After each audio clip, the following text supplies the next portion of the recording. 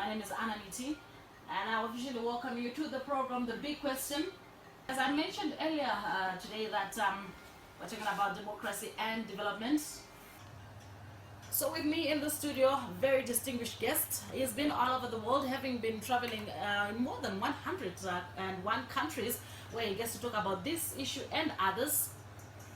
His name is Professor Dr. Peter Baofu, who's written over 150 books that looks at the social sciences, the humanities, the natural sciences, and the formal sciences in relation to the mind, the social, the society, nature, and culture. And he also looks at his visions of what the future of humanity is like. How are we ever going to achieve world peace?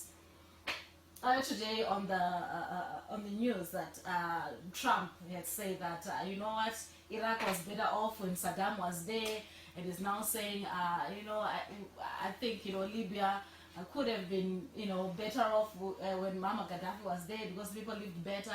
They all these things, but we've always often been told that because of all these things that happen, the differences in ideologies, we're actually heading for a showdown where terrorism increases.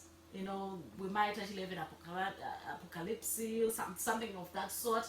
But in your view and the theories that you put forward, are we ever going to have world peace? Are these things going to end? The terrorism, everything else? Yes and no. If you ask me in the longer term, will there be world peace? I do think that there will be world peace, but also world war too. I think there is a question of either or again that you are thinking. Either we have peace or you have war. Either we have paradise or we are going to have hell. I think that we are not going to have paradise, we are not going to have hell, but we have in between, which means that we are hellish, but on the other hand we are also peaceful, but we are in between. So will there be war even after 1,000 years from now? My answer is yes, there will be war. There will be war, but there will also be peace.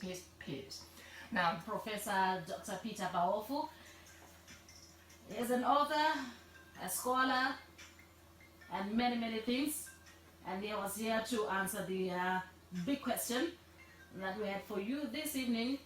Do stand by for the news bulletin at 8, coming up next.